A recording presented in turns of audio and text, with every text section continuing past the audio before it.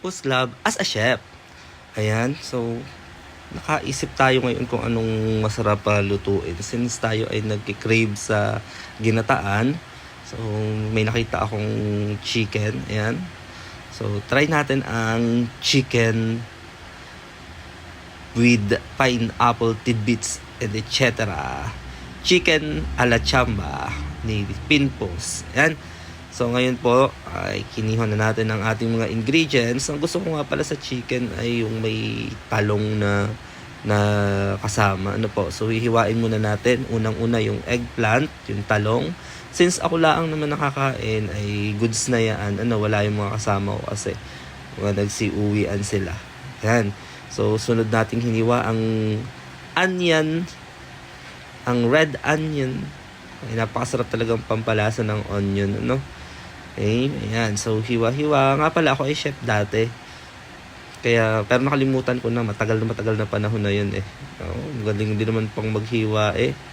So, tunay po, pag sa mga hiwaan na ganyan, ay maaasahan nyo pa din po talaga ako. Natandaan ko pa din kung paano yung iba't ibang klase ng paghihiwa. Yung chop, julienne, julienne cut, mince, cubes, etc. May natatandaan pa din naman ako kahit kaunti. Po? So, ayan. Okay, nahiwa na natin ang bawang. So, ang bawang po ay ating i-chop. Napaka-simple lang naman ang pag-chop ng bawang. At ayun, paspas din nga yan. Butit hindi natataga. May technique po dyan ng paghahawak. Kitang-kita naman natin yung kamay. Talagang galawang chef pa din nga. Ayan. Diba? Ang bilis lang nating mag-chop. Okay, sunod natin ang ating ginger luya. Ang hiwa natin sa luya ay parang julienne cut. Ayan. So, ganon. Then, ayan na po. So, masarap talaga ang ginataang manok with pineapple sa pag may luya. Ayan. Hinugasan na po. 4 na piraso na chicken legs po ang ating lulutuin for today's video. Ayan, ang medyo black na kawali. Okay, pinainitan na natin gamit ang ating electric stove. Nilagyan ng mantika.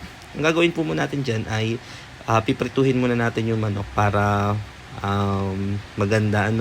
Ayan, nilagay na natin yung cooking oil. And then, hindi ko alam kung bakit piniprito. Pero may tawag kami dun matagal na. Nakalimutan ko na lamang. Ako yung chef dati ay 2008 hanggang 2011.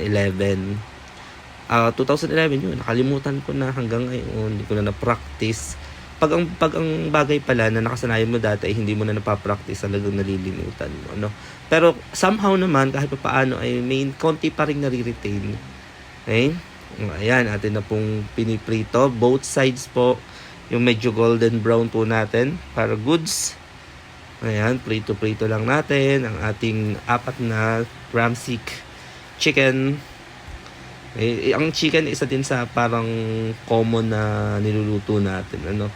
Parang yung egg na usual, everyday ay isang egg. Ganun din ang chicken.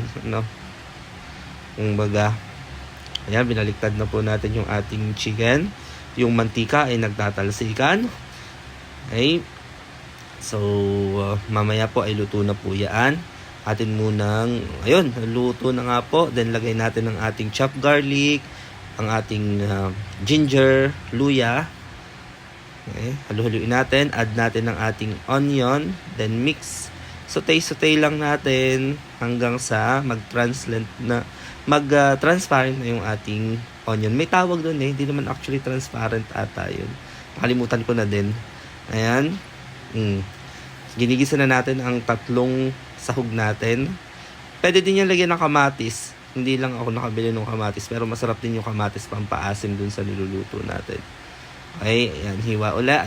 Yung tawag dito. Halo ulit. Ayan, atin munang until lumasa. Kasi pag luto yung sibuyas, bawang at luya, nalasa talaga siya. Minsan kasi yung iba habang nagigisa, parang saglit lang nilang ginigisa yung mga ganyan. Hindi yun magkakaroon ng lasa. So, nilagay na natin yung ating actually hindi half ko, may dugo pa ang ating pinirito kanina na chicken. Then, ating siyang takluban and wait natin for 8 minutes. Ayun, so tapos na ang ating 8 minutes. Atin na uling haluin, balik-balik na din lang natin para both sides ay maluto. Ayan. Nung dati na ako chef pa talaga, ang sarap magluto, napapaktis ko talaga. Then lagay na natin yung ating coconut milk, cream.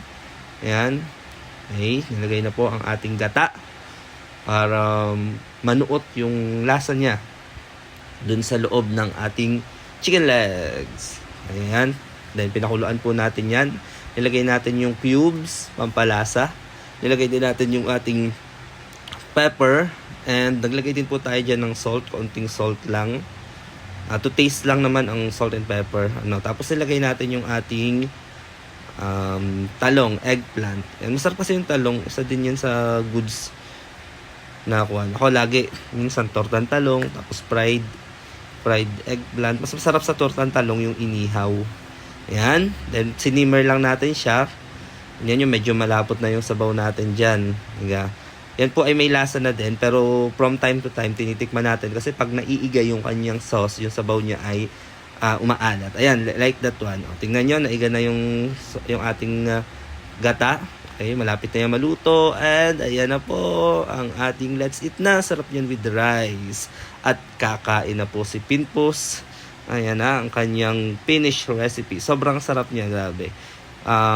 Matamis-tamis na may pineapple yan, pineapple tidbits.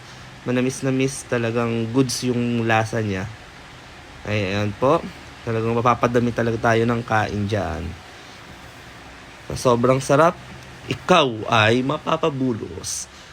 Brought to you by Pinpos Vlog. Ang vlog ng bayan. Maghapon, magdamag. At dyan na po natatapos ang ating kain serye at luto serye. Maraming salamat po.